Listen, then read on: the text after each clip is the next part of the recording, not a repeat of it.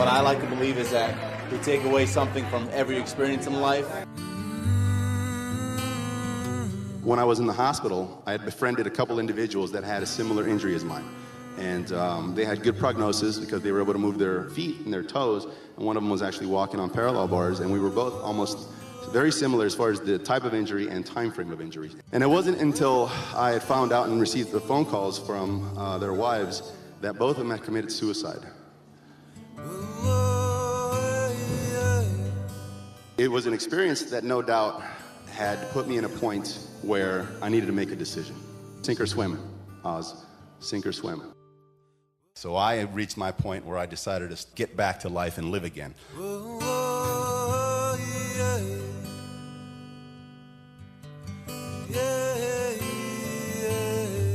Many of us know someone who is in a wheelchair, or maybe we think we know them, but do we really?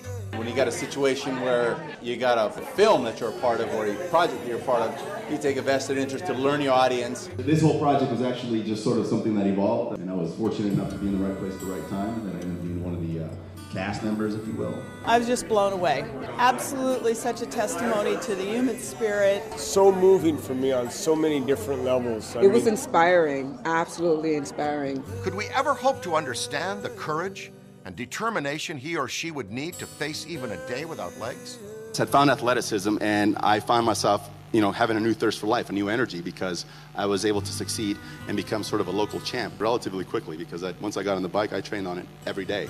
And when I speak to these experiences and achieving, gold in Beijing or something like that, everybody can accomplish these things because everybody can have their own sort of gold medal experience. It doesn't have to be an athletic endeavor. Community involvement, a church leader, a good parent, a good mentor, a role model, a soccer mom, you name it.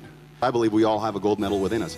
It seems it would be easy to feel beaten, but there are those who refuse to give in to their disability. My motto was no limits, life without limits.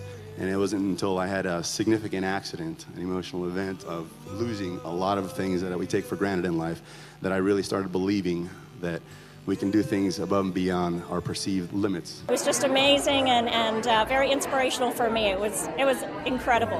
One of the parts of the movie was Alejandro's breakdown. Alejandro's a very, very close, dear friend of mine. I dealt with a lot of different issues emotionally as a result of what his goals and what he suffered through. And in the end, he congratulated me.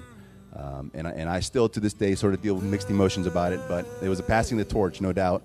And in the end, we both became better people as a result of it. Who refuse to bow before adversity and to go on to turn their limitations into boundless opportunities. What I say is challenge each other, challenge oneself. So you got to have goals. Without goals, you have no direction really, and you have no way of measuring how close you are to achieving that end result, the objective. Every now and then I'll still pinch myself over the gold medal, and to be honest with you, my biggest accomplishment is still my degree. My college degree is still my biggest personal accomplishment that I've done, because